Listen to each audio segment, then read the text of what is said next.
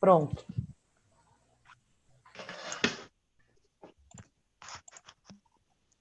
Foi? Uhum. Boa noite, com transmissão ao vivo pelo YouTube nesta noite. O assunto de hoje é a retomada da economia e o panorama atual do mercado de esquadrias.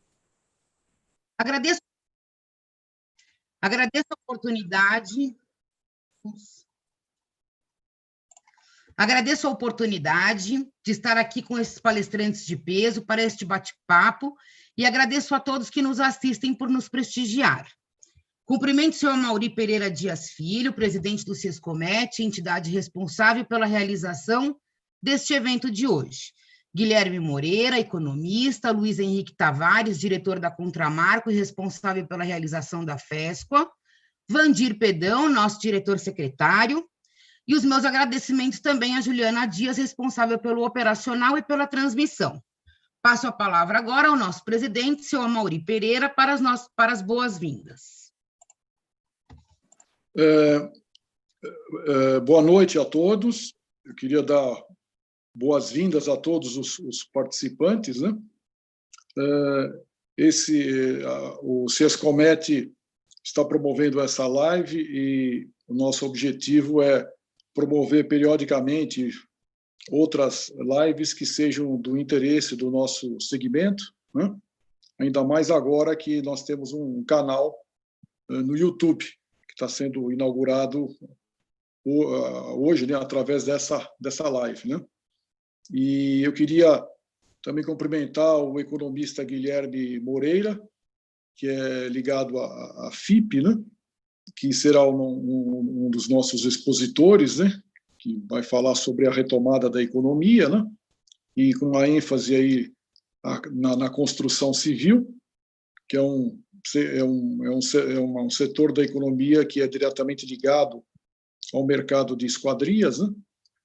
E também cumprimentar também o senhor Luiz Henrique Tavares, que é diretor da revista Contramarco, que é uma referência a nível de mídia impressa no segmento, né, de esquadrias, e também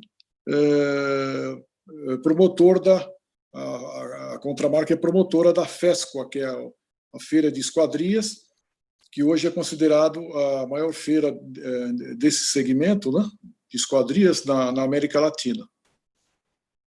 E a mediação vai ser feita pela Vanessa Acunzo, né, que é a nossa executiva aí do nosso sindicato de esquadrias, o Sescomet. Então, agora eu passo a palavra para o economista Guilherme Moreira, para que ele possa fazer a apresentação dele. Muito obrigado. Olá, pessoal. Boa noite a todos. Queria agradecer o convite aí da Vanessa, do Amaury e de todos. Lembrando que eu estive no Sescomet, quando foi, Vanessa? No janeiro, fevereiro? Eu olhei aqui, acho que foi fevereiro, se eu não me engano. Você teve no nosso jantar em fevereiro. Fevereiro, isso.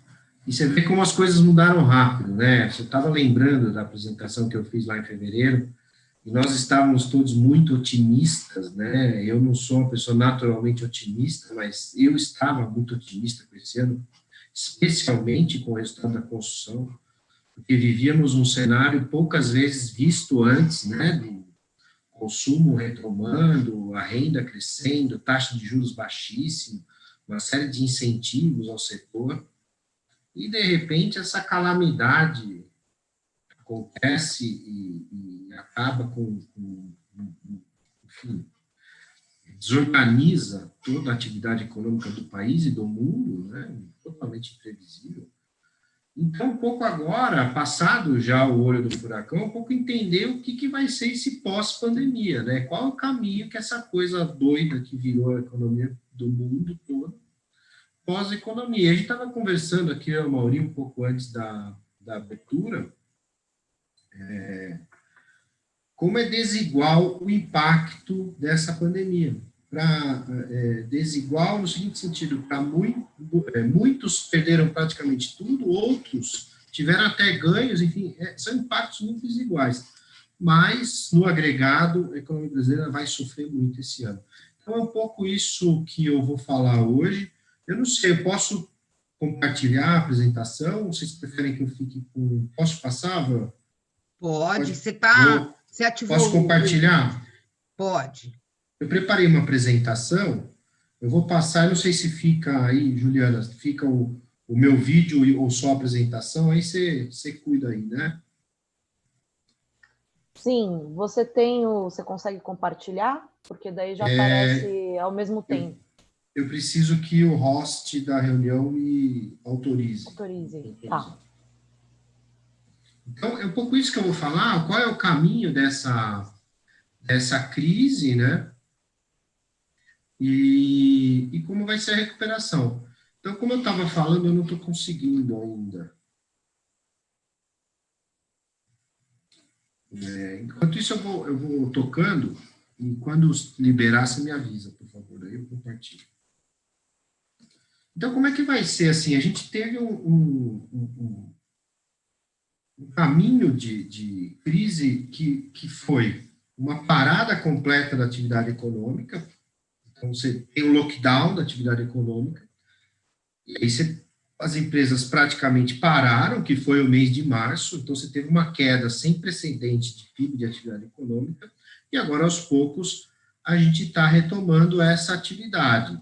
O que acontece, eu acho que mais importante, a primeira variável que eu gostaria de destacar, é o emprego. Esse foi, sem dúvida, o fato que mais foi afetado. Deixa eu ver se eu consigo. Ainda estou bloqueado, Juliana. Não está aparecendo nada para mim para habilitar. Se você conseguir me mandar a apresentação, porque daí eu consigo compartilhar. Eu estou com ela aberta aqui. Está aparecendo o seguinte, que o host desabilitou que os participantes compartilhassem a tela.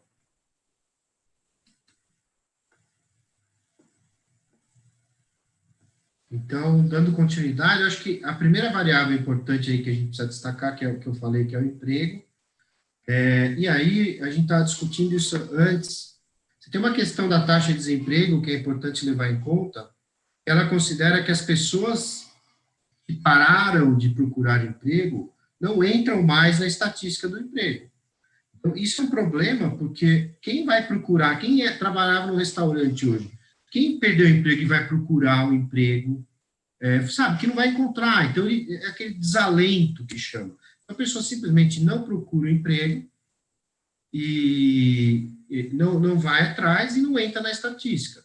Então, se você pegar a estatística oficial do IBGE de pessoas desocupadas, você vai ter um número aí em torno de 1.200.000 durante a pandemia demitidos, que já é um número assustador, considerando que nós estávamos com um número já relativamente alto. Mas aí o que eu fiz, que era o gráfico que eu tenho aqui, vamos ver se a gente consegue compartilhar, ainda estou proibido de compartilhar.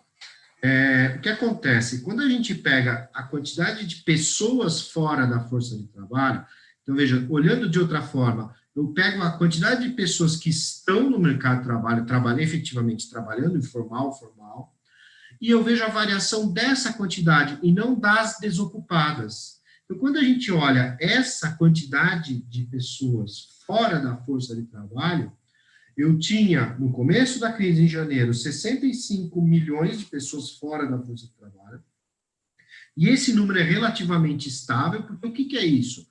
É o velho, a criança, e as pessoas que estão em idade ativa e não estão trabalhando. Então, isso é relativamente estável, em torno de 65 milhões no Brasil. E de janeiro para cá, então, se você pega o gráfico dá para ver bem essa estabilidade em torno de 65 milhões, de janeiro para cá, ele sai de 65 e vai para 75 milhões. Então, nós estamos falando de 10 milhões de pessoas fora da força de trabalho, a mais do que a média histórica da economia brasileira. Então, esses 10 milhões a mais, na minha interpretação, uma grande parte desses são pessoas que tinham ocupações formais e informais, que saíram do mercado de trabalho e, portanto, esse talvez é a grande questão. E aí tem outra questão importante que eu gostaria de destacar, que é a mudança do perfil do emprego no Brasil. E que mudança de perfil é essa? Todas as discussões de flexibilização da folha, todas as discussões de emprego no Brasil estão focados no CLT. Basicamente, o funcionário do setor privado com carteira assinada. É para essa turma que vale a CLT, que a gente discute o tempo todo no Congresso. Agora, esse grupo de pessoas é uma parcela pequena hoje no mercado de trabalho brasileiro. Se a gente for considerar, eles são em torno de 35 milhões no mercado de trabalho. Por outro lado, se eu somar conta própria, o informal, o empregador, ou seja, toda essa turma que não tem uma carteira assinada, nós estamos falando de 46 milhões de pessoas. Então, o universo dos conta própria hoje dominou o mercado de trabalho. Então, nós temos uma enorme quantidade de conta própria e cada vez aumentando mais, porque quem perde o emprego vira conta própria, e acaba buscando outras formas de renda, buscando a geração da própria renda. Então, o mercado de trabalho no Brasil pós-pandemia vai acentuar essa tendência que já existia antes. Qual tendência? Da redução do emprego do jeito que a gente conhece como CLT, ou seja, esse tipo de emprego está cada vez ficando mais escasso, cada vez mais difícil de se encontrar, e as opções de trabalho vão estar cada vez mais no conta própria, na empresa, no empreendedor.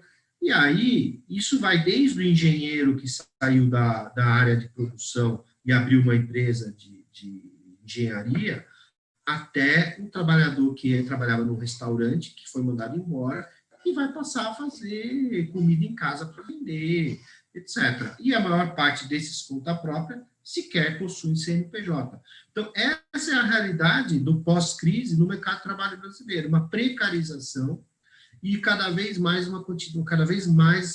mão de obra informal. A gente fez um trabalho recentemente para o setor de festas e eventos, basicamente para comércio as lojas de comércio de festas e eventos, e eu acho que essa conclusão que a gente chegou vai se aplicar a diversos outros segmentos, inclusive os de vocês. O que eles perceberam, a gente, através dessa pesquisa, percebeu? Que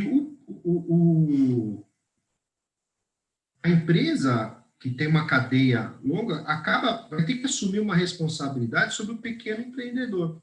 Então, no caso de festas e eventos, eles perceberam o seguinte, que eles vão ter que um pouco fazer um papel fazer a ligação entre a grande empresa e a ponta do varejo, esse empreendedor conta própria, com treinamento para usar o produto deles, ou seja, porque nesse ramo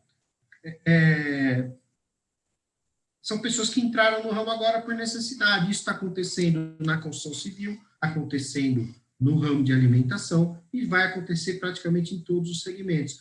Então, os lojistas, quem está na ponta do varejo que fornece para esse empreendedor, acaba tendo que assumir um papel de qualificador, de treinamento, e que não tinha antes, para manter essa cadeia operando. Deixa eu ver agora. Eu não estou conseguindo, Juliana. Tentei de novo agora. Estou com ela aberta aqui no meu computador, mas não estou conseguindo compartilhar. Não sei se dá para alterar agora. Bom, estou tocando. Estou olhando aqui, tá. Não está habilitado. Se você conseguir me mandar a apresentação, mandar para a Vanessa, eu já compartilho, porque aqui também não está dando a possibilidade.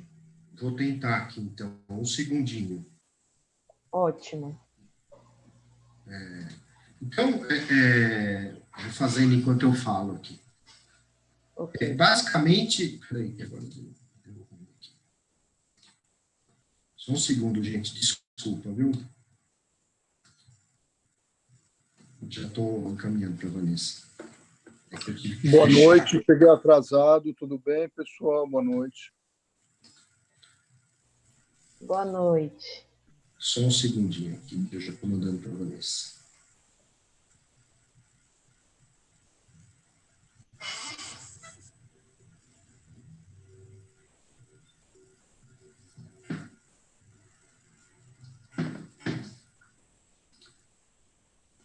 Eu vou te mandar pelo WhatsApp, tudo bem? Você consegue mandar para ela daí? Sim, pode me mandar.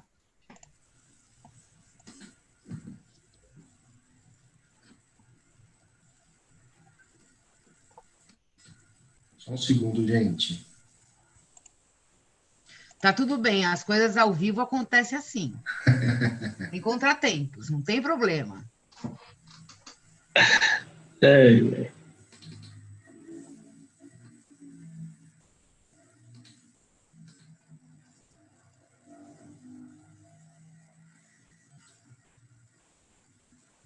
Pronto, vamos.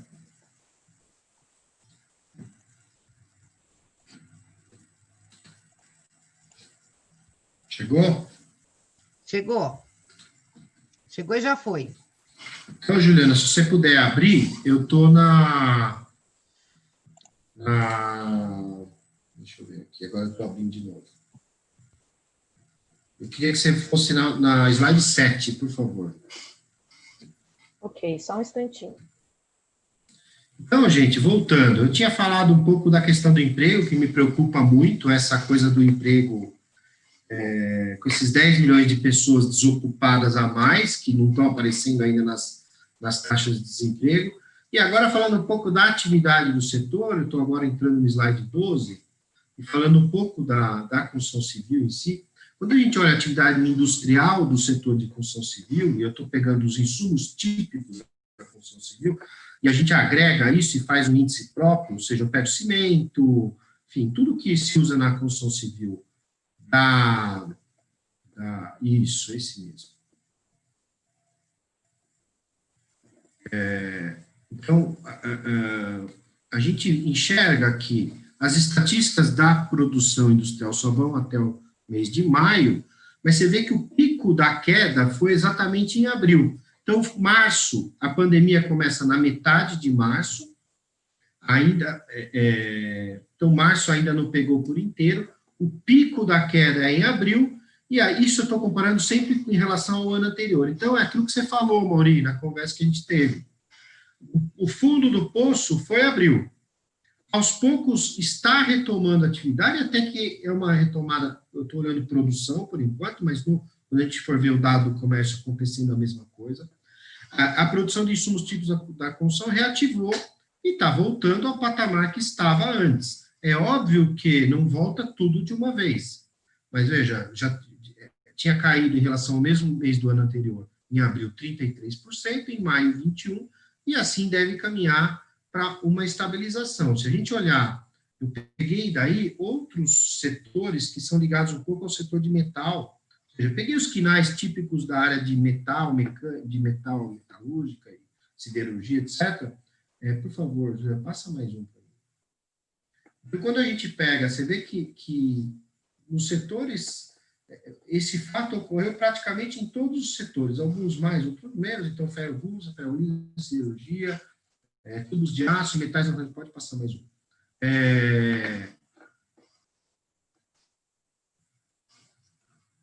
A fundição, estruturas metálicas e obras de caldeiraria, veja que o fundo do poço, todos eles em abril.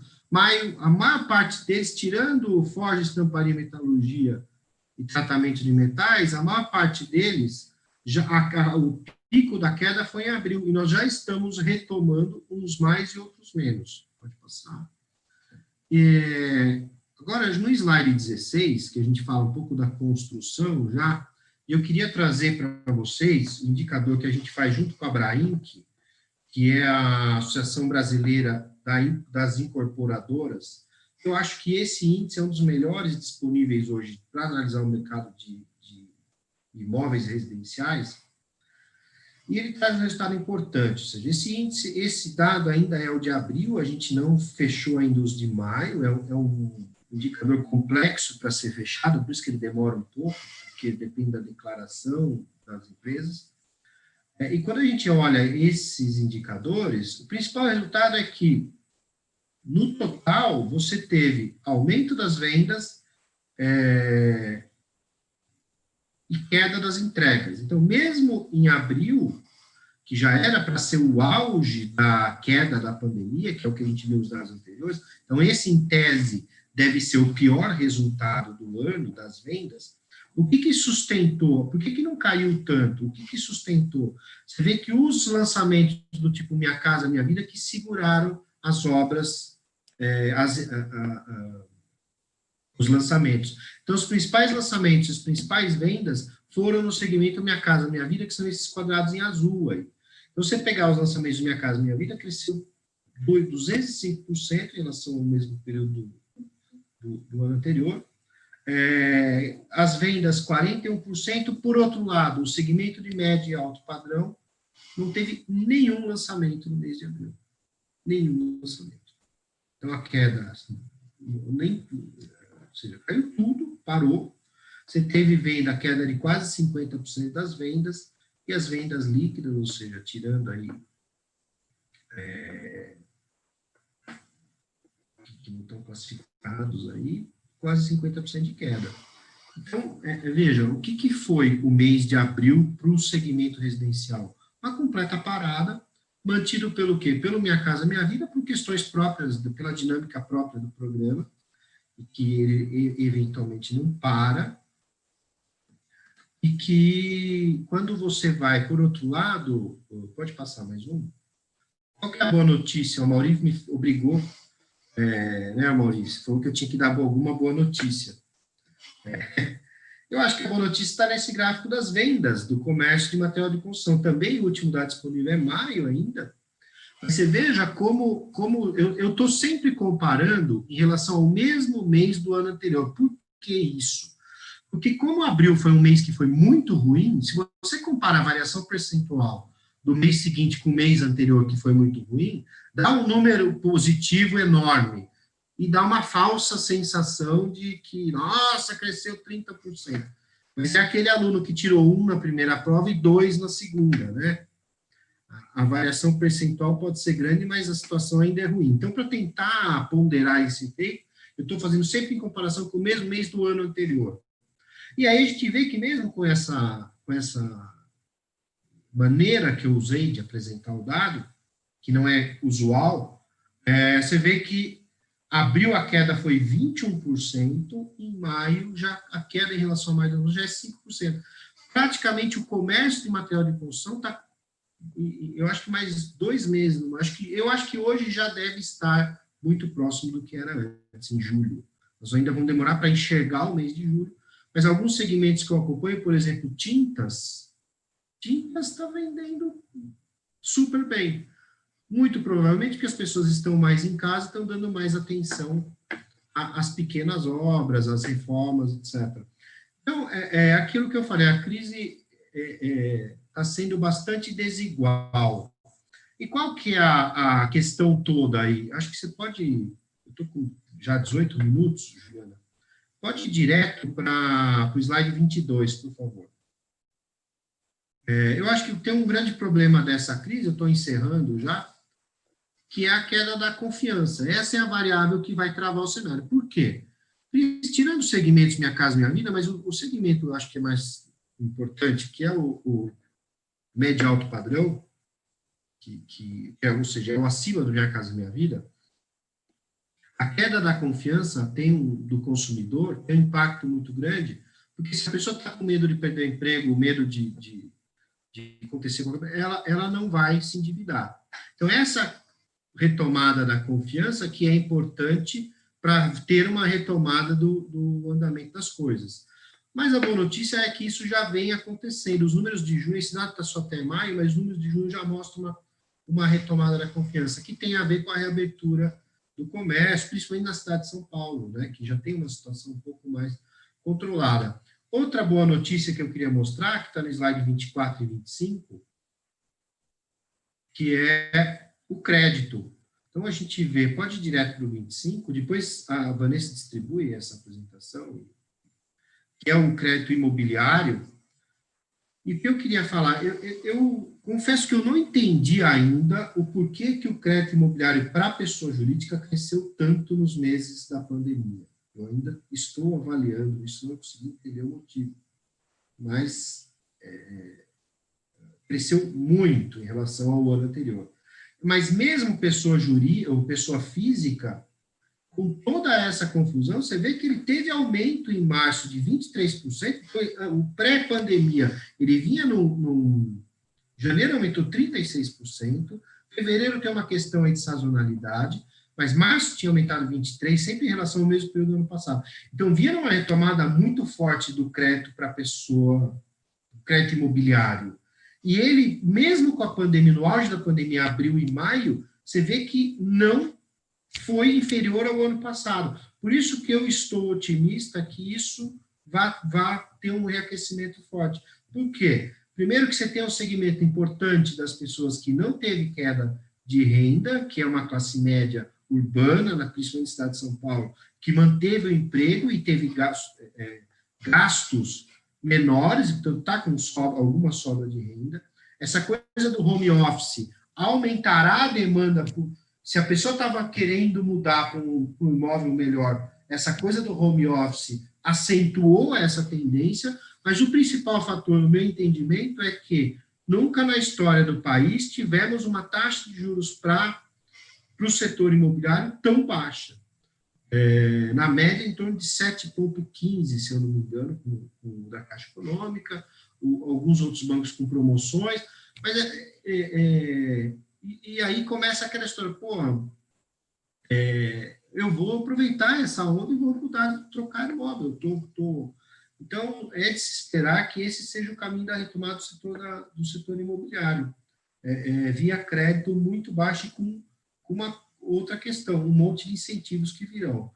Então, caminhando aí para a conclusão, não vou nem passar, assim, tem mais alguns slides, mas não vou nem passar, que eu estou com o meu tempo já esgotado. Eu queria dizer o seguinte, essa crise teve um impacto muito forte no país, mas de maneira desigual. Ela foi muito impactante para as classes mais baixas, para a classe média e classe média alta não foi tanto assim, e para as pessoas com um pouco mais de renda,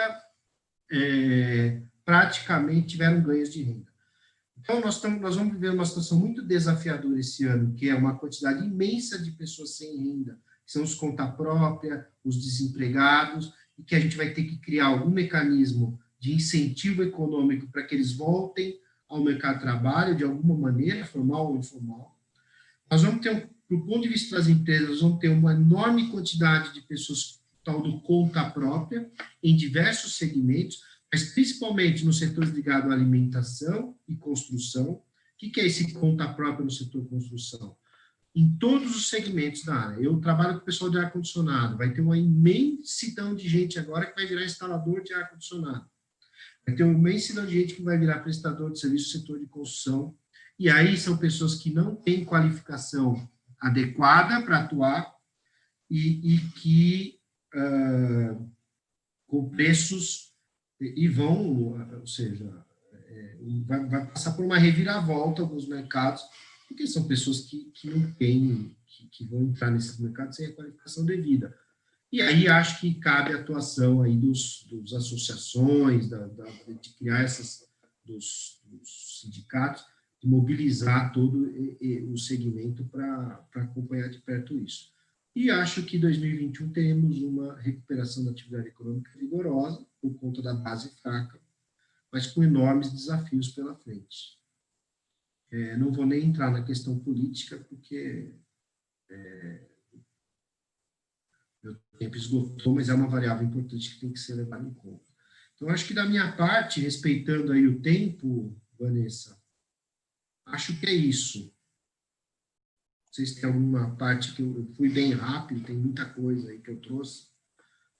Posso só mostrar, Juliana, acho que eu pulei o gráfico, eu queria mostrar muito, o slide não sei se apareceu ou não, agora eu perdi a conta, 8 e 9, só para mostrar uma coisa que eu falei, rapidinho, o 8 e o 9.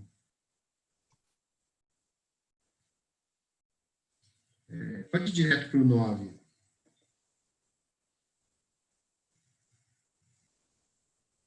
Você consegue? Aí. O 9. Então, isso... Não, o 8 ou o 9. Pode ir para o 8.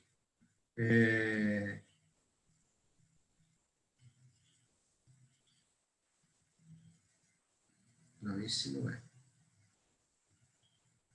Isso, esse é o 8. Isso é que eu falei do pessoal de fora da força de trabalho. Vejam a estabilidade desse número dos 65 milhões. Olha aí, Amaury, o número que você perguntou para mim. Como é estável isso de pessoas fora da força de trabalho?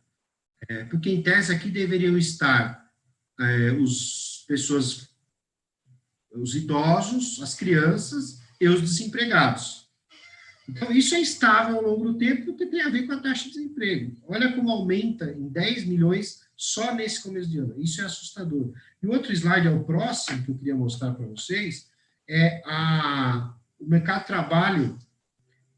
Quando a gente pega de 2015 para cá, o azul é o informal, conta própria, etc., você tem um aumento de 3 milhões e 400 mil nessa segmento, que é o conta própria, informal, etc., e o CLT, que é o carteira assinada, formal, tudo isso, uma queda de 3 milhões nesse período aqui curto de tempo. E é interessante, não é coincidência que esses números são praticamente idênticos. Ou seja, muita gente aqui, o perfil do mercado de trabalho brasileiro está mudando ao longo do tempo. Cada vez mais gente virando conta própria e abrindo o seu próprio negócio, muitas vezes informais, né, sem um CNPJ. Então, acho que é isso da minha parte. Agradeço aí o tempo, desculpa se eu passei um pouquinho, mas é isso. Não, é sempre muito válido ter o doutor Guilherme aqui conosco. Luiz Henrique, a palavra é toda sua agora.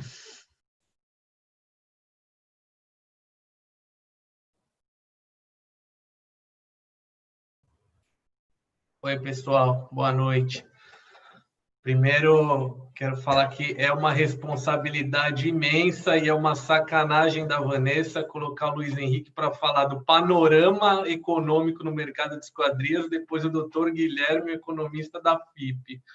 Ainda mais com diversos fabricantes de esquadrias escutando a gente. Então, a responsabilidade é absurda. Se eu falar algum absurdo, eu quero que alguém me corrija, por favor. Mas, assim, o que eu tenho para falar, eu acho que é mais um panorama geral, é mais um sentimento, um pouco do humor que eu tenho escutado do segmento, do que os maravilhosos números que o doutor Guilherme apresentou, que os números dão um norte para a gente seguir, né? Mas o que eu tenho visto no dia a dia, e até eu escutei uma palavra outro dia que a gente tem escutado falar em Coronavac, Coronavoucher, mas eu nunca tinha escutado falar de coronacrise, né? Que é o que a gente tem que lutar contra agora. E tudo depende, eu acredito que tudo depende da ótica como cada indivíduo está enxergando esse momento que a gente está vivendo.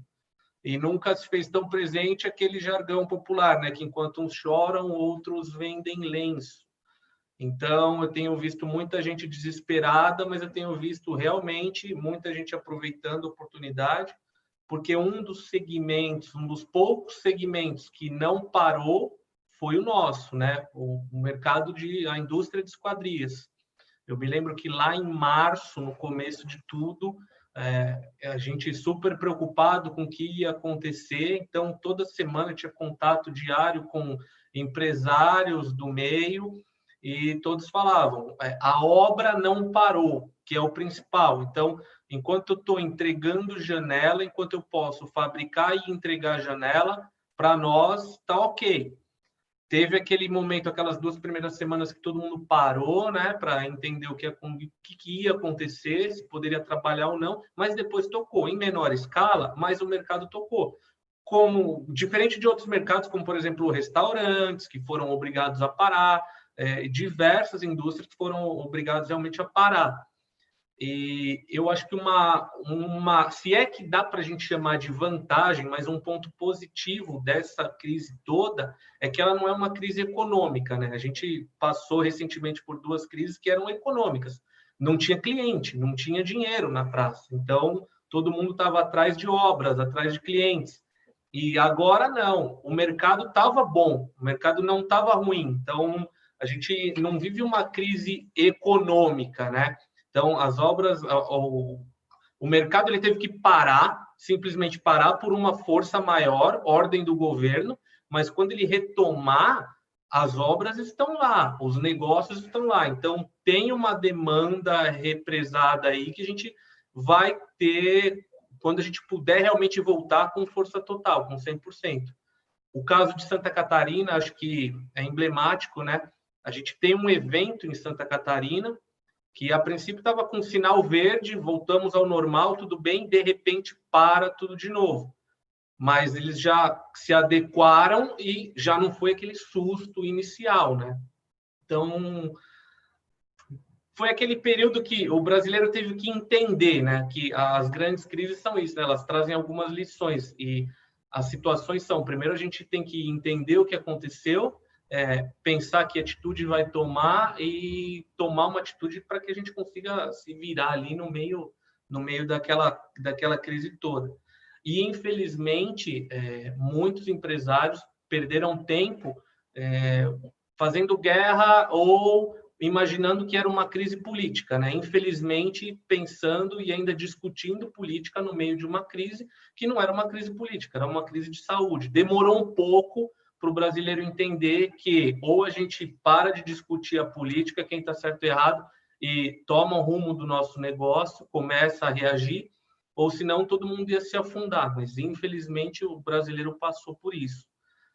Também destaco que, durante esse período que a gente passou, no mês de maio, a Porsche bateu recorde de vendas no Brasil. Então, o que explica a Porsche, que vende carros acima de R$500 mil, bater recorde de vendas desde 1994, se eu não estiver enganado, que eles estão instalados no Brasil. Então, eu fui atrás, porque eu falei, não é possível, como a Porsche está batendo recorde de vendas? E eu descobri que eles venderam muito porque a tática de venda deles era mais ou menos essa. Faz a reserva, porque o próximo lote vem com reajuste. E a gente não sabe o que vai acontecer com o dólar. Se você quiser trocar o seu Porsche, na próxima remessa, o próximo pedido pode vir com o reajuste do dólar já. Então, o empresário, cliente Porsche, se antecipou e fez a compra. E isso fez o número de vendas deles dispararem. Vem de encontro com o que o doutor Guilherme falou. É uma crise muito desigual, né? E estava lá alguém aproveitando o momento de crise, a própria Porsche. Ela levou para o cliente dela a oportunidade. Aproveita agora para você não pegar aumento de preços do dólar, né? Então, tudo isso são coisas que a gente aprende e passa nos momentos de crise, né? Mas o principal impacto que eu vi, foi o medo da renda das famílias e da renda das empresas. Que, num primeiro momento, eu sentia, pelo menos os nossos clientes aqui, com quais eu falava, eles viam a fábrica deles parada. Naquelas 2, 3 primeiras semanas, a fábrica parada. E eu sentia um sentimento de desespero mesmo no empresário, porque ele falava, até quando isso vai ficar? Então, a diminuição da renda foi o que mais assustou. Vai diminuir? Eu vou ficar sem faturar? Até quando que eu vou ficar sem faturar, né? Aí veio aquele momento que eles, vamos fazer os ajustes que tem que fazer, ajustes de custos, ajustes operacionais, né? E o principal, mitigar as perdas financeiras, né? A gente tem que se planejar muito bem nesses momentos. Então, está todo mundo gastando com mais assertividade, investindo com mais assertividade. E aí a gente aqui, como revista Contramarco, a gente foi entender o nosso mercado, qual que era o sentimento do empresário. E a gente fez uma pesquisa entre final de abril, segunda quinzena de abril, primeira quinzena de maio, para entender um pouco os impactos dessa crise, da coronacrise, né? E Alguns números interessantes que eu destaquei foi que antes disso tudo, o mercado estava aquecido. Sim, mais de 50% dos entrevistados, eles falavam, o mercado estava aquecido, estava num momento bom, né? Outro dado legal, interessante, é que 80% das empresas estavam com a saúde financeira ótima ou boa. E após a crise, apenas 35% continuam com o caixa ótimo ou bom. Então, isso diz que algumas empresas elas tiveram que recorrer às receitas financeiras, ao seu caixa para sobreviver. Mas tem um dado muito interessante. 44% das empresas pensam em investir em novos produtos para sair da crise que eles pensam que vão entrar durante a crise do coronavírus. Então, isso traz um dado bacana para a gente, porque as empresas estão pensando em investimento. Normalmente, quando se fala em crise, o pessoal fala, vamos cortar custo, cortar investimento, e não. O empresário brasileiro do mercado de esquadrias está pensando em investir em produtos. E aí, para a gente aqui, como FESCO, agora puxa a sardinha um pouco para o nosso lado, outro número interessante foi que 20% dos entrevistados falaram que investir em feiras, eventos e em publicações, em divulgação, era uma boa iniciativa. Então, a gente achou ótima essa resposta. E depois eu destaquei também que 45% deles imaginam que a gente vai demorar de 6 a 9 meses para sair disso tudo. Então, a gente está aí há quase 5 já, então já estamos perto, já mais perto de sair do que quando a gente entrou, né? Então, são alguns dados da nossa pesquisa que eu destaquei aqui para falar para vocês, que eu achei bem interessante do nosso segmento. Alguns outros pontos que eu percebi muito com muitos empresários do segmento, do setor de esquadrias, foi a transformação digital dentro da indústria de esquadrias. Muita gente era reticente ao mundo digital. Como revista Contramarco, a gente tinha um problema enorme do pessoal em ler a revista digital. E a assinatura digital da revista disparou nesse período. Então, aquele empresário que ainda ele não queria entrar, ou ele resistia a entrar no mundo digital, ele está se vendo obrigado a entrar nesse mundo.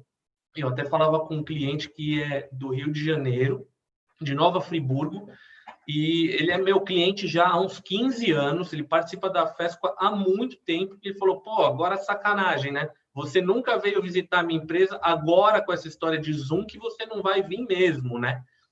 Então, o pessoal está preocupado, mas eles estão tomando mais esse cuidado com as reuniões virtuais. Então, o que está encurtando muito a distância mesmo.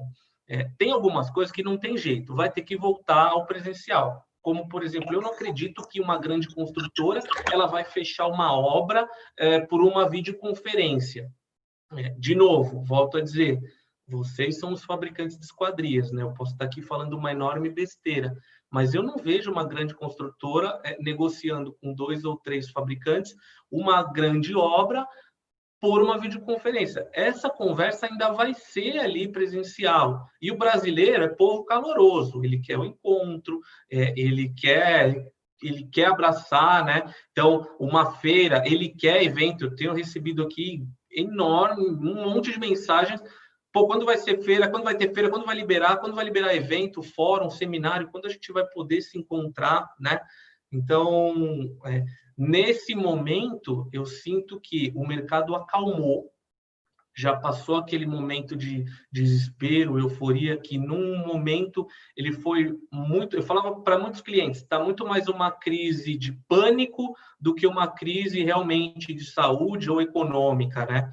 Então, agora acho que o pessoal se acalmou, eles entenderam qual é o momento que a gente está vivendo, o que a gente precisa fazer, qual é uma palavra que eu não gosto de falar, né? Mas qual é o novo normal, porque...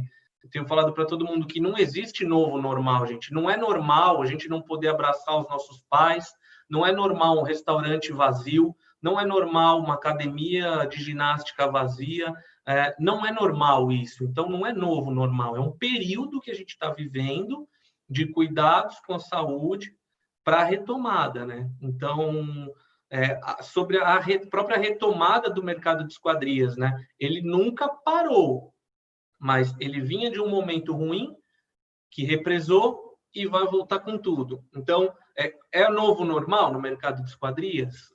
Não dá para a gente falar novo normal, né? Então, por exemplo, eu recebi uma reportagem, era um artigo muito legal do Neofeed. Ele falava sobre todos os setores, todas as indústrias. Mas se você parasse para ler tudo, no final, você estava enchendo 3 baldes de tanto que você ia chorar, ou você se matava, porque o negócio era muito pessimista. Então, parecia que todas as empresas iam quebrar. Como o CEO da Lynx, ele falou que a gente está vivendo uma situação pior do que o pós-guerra. Então, eu conversei com alguns empresários bastante experientes que me falam, eu não me lembro do pós-guerra, porque eu era muito novo, mas eu me lembro dos meus pais falarem muito. No pós-guerra, a gente não tinha casa mais. Então, assim, hoje minha casa foi destruída, eu não tenho mais onde morar, não tinha comida. Então, gente, a gente tem que tomar muito cuidado com essas colocações. Eu acredito que a gente está num cenário muito longe do pós-guerra, principalmente no nosso segmento, que é um segmento que não parou, né? Então, a minha mensagem, o que eu queria deixar aqui é assim, uma mensagem positiva, uma mensagem de ânimo para o pessoal, para a gente entender que é um momento delicado, é um momento conturbado. Sim, vivemos uma montanha-russa, sim, mas serve de lição para a gente aprender a olhar um pouquinho para dentro de casa, organizar as nossas empresas e cuidar dos nossos negócios, né? Muito empresário falando, aproveitei esse momento para retomar projetos que estavam parados dentro da empresa. Então, é legal isso, porque tinha muita gente com ideias ou com projetos, deixa para depois, deixa para depois, deixa para depois. Esse foi um momento de olhar para esse tipo de projeto. É um momento de organizar a nossa empresa, né? E eu estou semanalmente em contato com os nossos expositores para entender como é que está o mercado. Muito expositor falando, já retomou, eu já estou perto do que eu vendia antes da pandemia. Então, os meus números, o mês não foi ruim, longe de ser o mês dos sonhos, mas perto do que eu esperava, foi muito melhor. Então, o mercado de esquadrias, em um todo, ele vive um momento delicado, que requer atenção, mas ele ainda não sofre quanto o mercado de turismo, o próprio mercado de eventos, o nosso mercado aqui. A gente não sabe quando vai ser liberado você fazer um evento em São Paulo. Então, agora disseram que 12 de outubro, grandes feiras podem acontecer, mas a gente fica na incerteza, realmente elas vão acontecer? Quando teve o decreto em março, a FESCA, a gente estava há 6 meses da FESCA. Eu falava com o expositor e falava, calma, gente, a FESCA está há 6 meses. Até lá, ou resolve-se tudo, ou morreu todo mundo. E hoje, quando eu paro para pensar, olha aí, se fosse de acordo com o meu pensamento, estava todo mundo tinha ido embora. Porque a gente viu só a gente patinar e não saiu do lugar no mundo de eventos. Então, o nosso setor de eventos sofreu muito. O setor de turismo, ele caiu, não caiu 90%, nem 95%, ele caiu 100%, hotéis com taxa de ocupação de 0%. E a gente não teve nenhuma fábrica de esquadrias que ficou trabalhando com 0% da sua capacidade, né? Algumas caíram, estou trabalhando 40%. Eu falava, vocês estão trabalhando, 40% é um número baixo, mas não é um número ruim. A gente aqui caiu muito, muito. Nossos eventos todos transferidos para 2021, para ir para um momento de calma, um momento seguro, um momento que a gente imagina, né, que vai estar tudo mais tranquilo. Porque essa crise de saúde, ela tem 2 pontos, né? Para a gente sair dela, são 2 pontos super importantes.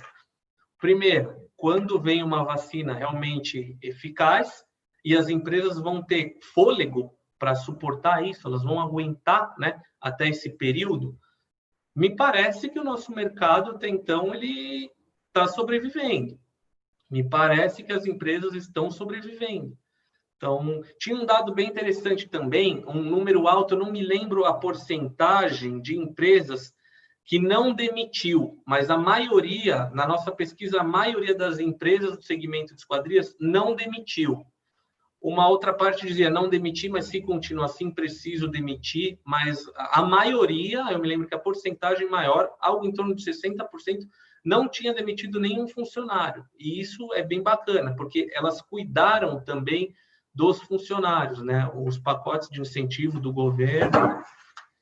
Então, era mais ou menos esse o recado que eu queria passar, gente, para vocês, que é um recado otimista. Eu tenho escutado os empresários otimistas, dizendo que o pior já foi, que a gente está organizado e é um momento de união. Mais do que nunca, a gente tem que se unir e que sirva de lição. Isso eu tenho falado para todo brasileiro, independente do mercado que ele atua, que sirva de lição para o brasileiro entender o que é uma crise.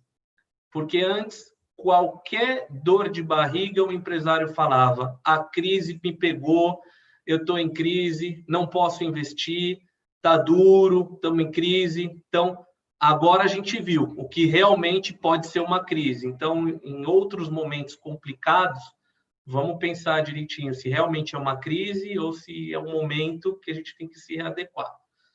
Mas esse é o meu recado, pessoal. Acho que otimismo sempre e vamos para frente. Muito bom, muito bom. Obrigada, Luiz Henrique. Algum questionamento a gente tem aí do Amilcar, do Vandir, do seu Amauri, do Guilherme, do Fernando?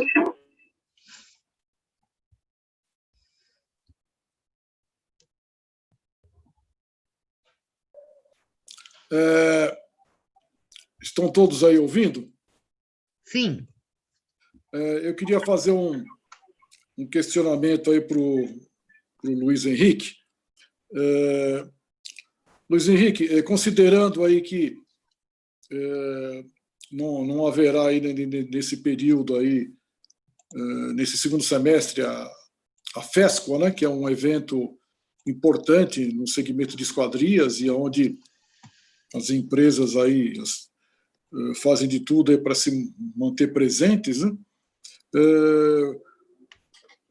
Como é que você considera que seria a alternativa delas de poderem estar divulgando os seus produtos e as suas empresas a partir do momento que não haverá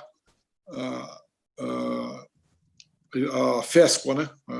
Essa feira agora em setembro, que será automaticamente vai ser transferida para o ano que vem, como você mencionou, né? Qual seria a alternativa das empresas divulgarem seus produtos e seus negócios?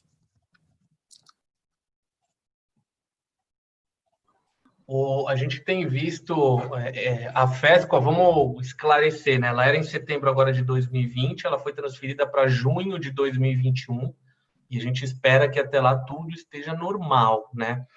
A gente tem visto muita empresa, como eu falei, o segmento de esquadrias ele era um pouco reticente ao digital. E eu nunca assisti tanta live de esquadrias como ultimamente, né? Então, a gente tem visto as empresas utilizando canais do YouTube, o próprio Instagram, para fazer aproximação com o cliente. Até na FESCO, quando a gente decidiu postergar a data, do momento que a gente decidiu, a gente teria 13 meses de distância, que a gente fez o comunicado oficial em maio, né? Então, dariam 13 meses até junho de 2013. Muito expositor falou, pô, como é que a gente vai fazer para se comunicar com o visitante? Então, a gente tem a própria revista Contramarco, que é o elo de ligação entre a cadeia fornecedora de esquadrias, né, a matéria-prima, e os fabricantes de esquadrias. Então, a Contramarco ela faz esse papel de interligar e de unir, né, um canal de comunicação entre o comprador do vendedor. E muitos empresários e expositores nossos, eles questionavam como é que a gente vai fazer, como é que a gente vai fazer. A própria FESCO começou a fazer uma série de lives, então toda semana a gente faz uma live com o expositor, ele conta um pouco da empresa dele, um pouco do produto, né? Então, eles têm recorrido ao digital, não tem jeito. Mas aí no digital, a gente esbarra num problema enorme, que é a concorrência com diversos meios. Então, todo mundo saiu fazendo live. E agora? De quem eu assisto? Que produto eu vejo? O que eu vejo? Fora eu estar concorrendo com outro fornecedor, eu estou concorrendo também com a live do meu jogador de futebol preferido, do meu cantor preferido, ou à noite, né, eu estou concorrendo ali com a presença do meu filho que quer brincar comigo, mas esse canal digital tem sido a principal ferramenta que as empresas têm encontrado para se aproximar dos seus clientes. Ok, obrigado aí pela resposta. E eu queria também dirigir uma pergunta aí ao economista Guilherme Moreira. Tá me ouvindo, Guilherme? Ouvindo, sim. Está me ouvindo, Guilherme? Estou ouvindo bem. Tá? Ok. Eu sei que economia não é exercício de futurologia, né? Mas qual seria a sua previsão de queda do PIB para esse ano e de crescimento do PIB para 2021? Assim, eu tenho dificuldade de fazer esse tipo de exercício, porque assim, a gente tem lá na FIP o pessoal da estatística. E o que é a estatística? Olhar o passado, identificar padrões e projetar o futuro com base nos padrões que você encontrou no passado. Agora, qual o padrão do passado que nós temos para essa crise? Então, assim, é muito difícil. De qualquer maneira, eu estou na média do mercado, em torno de 5,5% a 6% de queda do PIB esse ano. E o ano que vem eu estou um pouco mais otimista com a média, eu acho que cresce uns 4%. Um pouco naquela linha que o Luiz Henrique falou, que é uma crise diferente os fundamentos econômicos vão piorar, principalmente o emprego, né? Mas você tem uma ocupação de capacidade ociosa que facilita esse crescimento sem grande esforço. Ou seja, você está... como tem muita coisa parada, a simples retomada em função de uma base baixa, o número, a variação percentual do ano que vem vai ser grande, então em torno de 4%. Mas, de qualquer forma, não recupera a perda desse ano. Eu acho que a gente leva uns 2 ou 3 anos para chegar ao que estávamos antes da pandemia. Uhum. Tudo correndo dentro do esperado. Né? Ok, tá bom. Obrigado aí pela informação, viu, Guilherme? Eu queria acrescentar uma informação. Você falou da queda do volume de vendas no mercado da construção civil. Eu tenho uma amiga que acho que ela, não sei se ela é diretora financeira ou diretora comercial do Leroy Merlin, e eles tiveram o benefício de permanecer aberto por 90 e poucos % do período de pandemia que todo mundo ficou fechado, os shoppings ficaram fechados. Eles conseguiram, parece que ficaram só 4 dias fechados e depois conseguiram autorização para abrir. E a população, de uma forma geral, entupiu as lojas. Ela fala que eles não conseguem entender o porquê, mas a razão mais próxima que eles chegaram foi que os shoppings fechados, o Leroy Merlin parece um shopping e o pessoal resolveu ir passear lá e, passeando, começou a comprar. Eles tiveram uma alta de 40% comparado com o mesmo período do ano passado. Não é estranho isso? O efeito saudade. Assim, eu vejo o comércio, isso, o próprio dado do IBGE que eu mostrei agora há pouco mostra isso, né? O comércio de material de construção Está aquecido. E não é que está aquecido. Perto dos outros, está melhor que os outros. Porque, primeiro, ele não fechou, e segundo, que ele... aquela coisa... Eu tenho uma opinião diferente. Eu acho que não é porque não tem o shopping.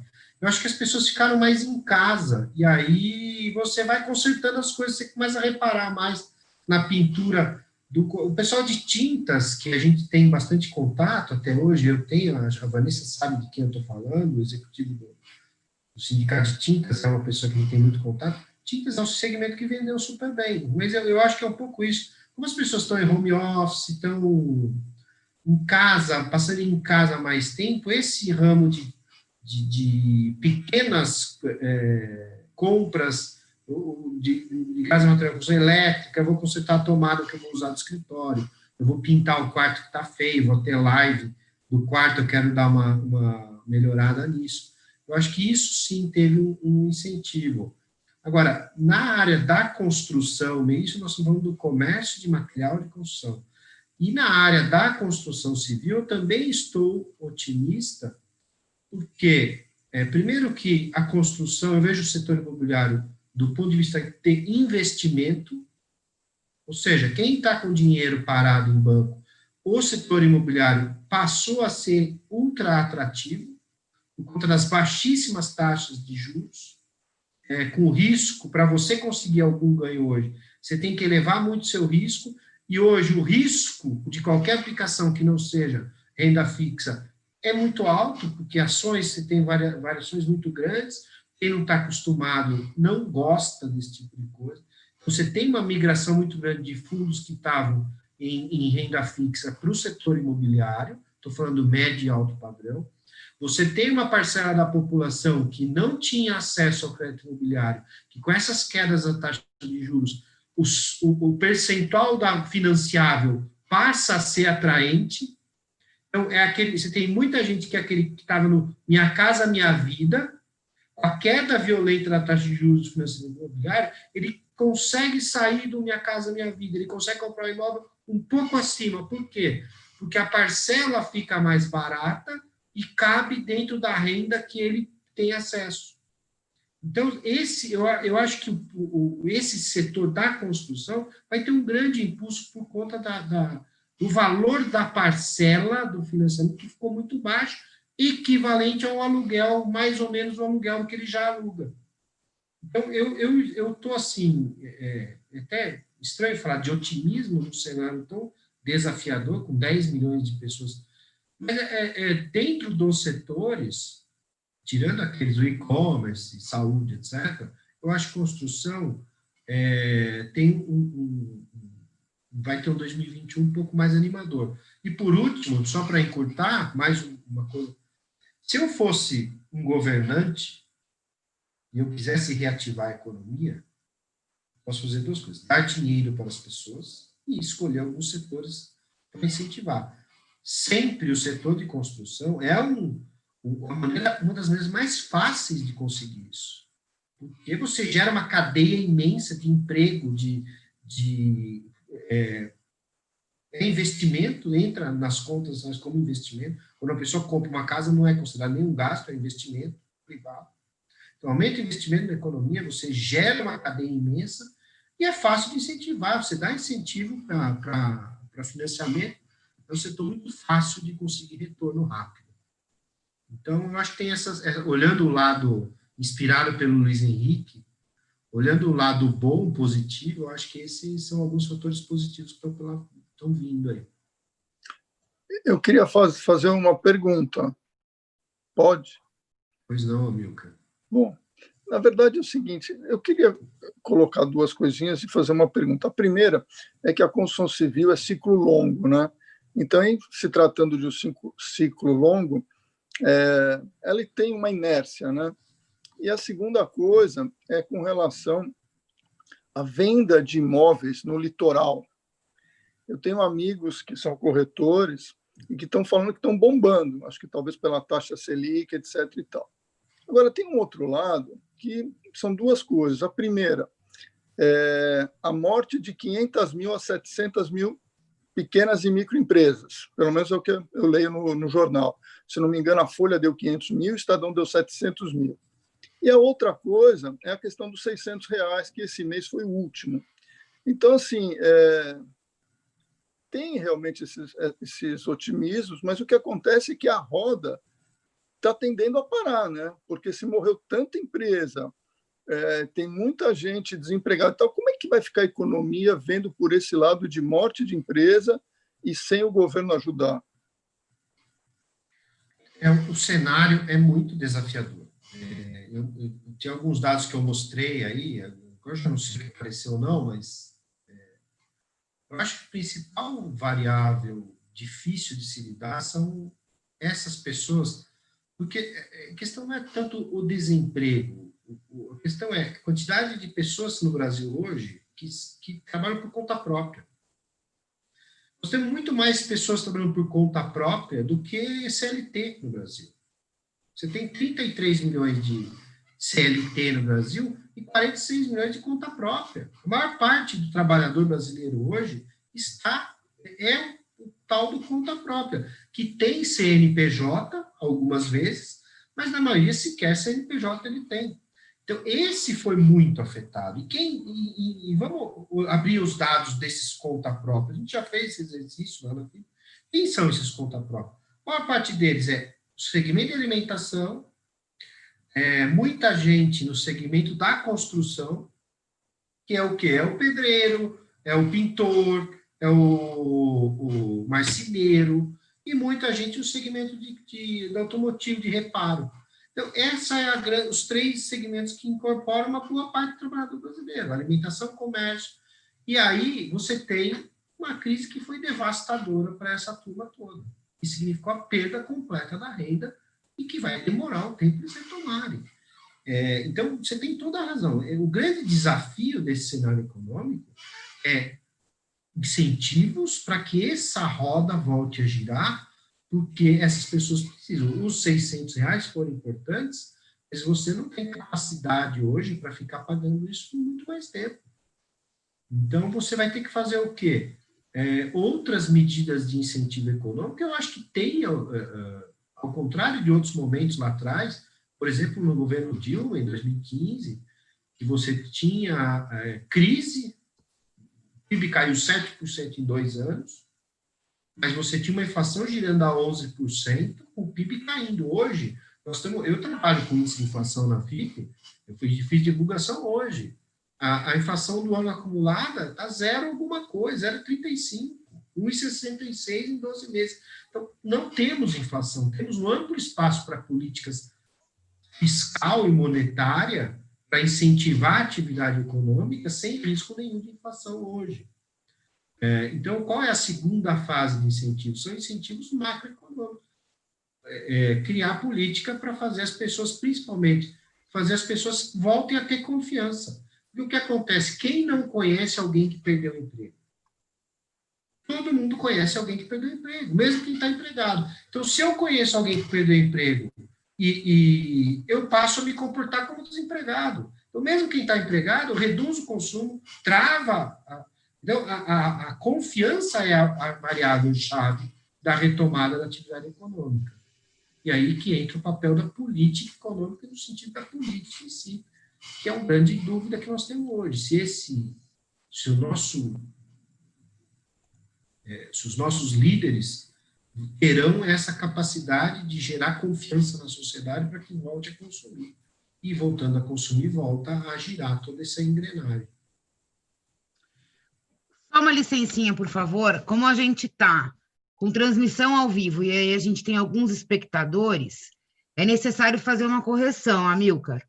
No último dia 30 de junho, foi prorrogado por mais 2 meses a concessão do auxílio emergencial. O que se findou foi a questão do cadastramento. Então, aí, para quem está nos assistindo, essa é a informação. Certo? E eu queria falar só mais uma coisa, ainda falando sobre a ótica otimista que a gente tem que ter, tá? Eu tenho escutado muito falarem, as empresas estão entregando os conjuntos comerciais porque o home office agora vai dominar e tal, tal, tal. Esse final de semana eu recebi uma ligação de um amigo falando, Luiz, você que trabalha nesse segmento, me indica um fabricante de esquadrias porque eu preciso melhorar a esquadria do meu home office, porque eu não aguento mais fazer reunião onde quem está fazendo a reunião comigo escuta o carro do ovo da minha rua. Então, é uma outra oportunidade, né? O doutor Guilherme falou das tintas que estão vendendo, mas as esquadrias podem começar a despertar a atenção, né, dos moradores, que é o que a gente fala, né? Sempre a dona Maria e o seu João, que não prestam atenção quando compram um imóvel na esquadria, não prestam atenção na esquadria quando compram um imóvel, hoje eles vão começar a prestar atenção, né? Eles vão começar a ter problemas ali no trabalho, porque a esquadria está vazando som. Então, é outra oportunidade para o nosso segmento. Bom, Vanessa, que boa notícia, eu realmente não tinha essa informação. Tem outras boas notícias. A primeira, por exemplo, moto, está difícil você comprar moto por causa das entregas, microcomputador está caríssimo, porque está todo mundo home office. Então, tem vários setores que estão indo, mas essas 500 mil ou 700 mil empresas que fecharam, gente, é um absurdo. A gente anda pelo bairro, a gente vê a quantidade de lojas que estão fechadas, né? Eu não sei se eu estou pessimista ou se isso acho que é fato, né? Agora, quanto isso vai implicar nos nossos negócios, a gente não sabe ainda, né? Mas que nessa pandemia está difícil de fechar negócio, eu estou encontrando essa dificuldade, né?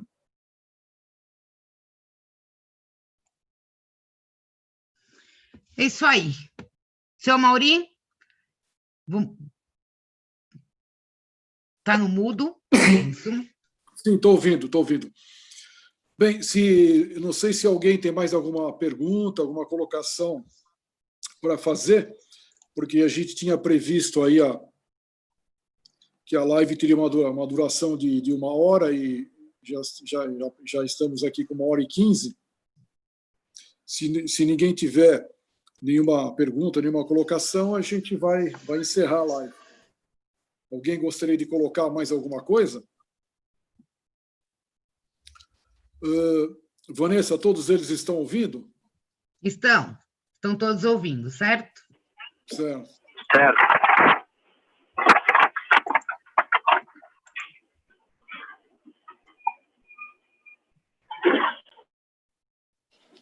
Bem, se ninguém tem mais nenhuma pergunta a fazer, então eu quero agradecer aí aos palestrantes, né? Ao Guilherme Moreira, ao Luiz Tavares, né? E a mediação aí da Vanessa, e agradecer também os participantes aí dessa live, né? Espero que muitas perguntas, aí, muitas dúvidas foram resolvidas, foram atendidas, né? E, enfim, a gente está aí com um objetivo de promover outras lives, sempre direcionadas aí ao interesse dos nossos associados, né? Oportunamente. E ainda mais agora que nós temos um canal próprio do Sescomet no YouTube. Então, eu queria desejar aí boa noite a todos, bons negócios aí, boa recuperação aí nos negócios, e ficamos aí até a próxima oportunidade aí para a gente voltarmos a nos reunirmos, ok? Então, boa noite a todos aí, muito obrigado mais uma vez. Boa noite a todos, obrigada Luiz Henrique, obrigada Guilherme por aceitarem o convite e obrigada pela participação de todos. Obrigada, senhor Mauri. Ok, obrigado a vocês, boa noite então, boa noite. Boa noite.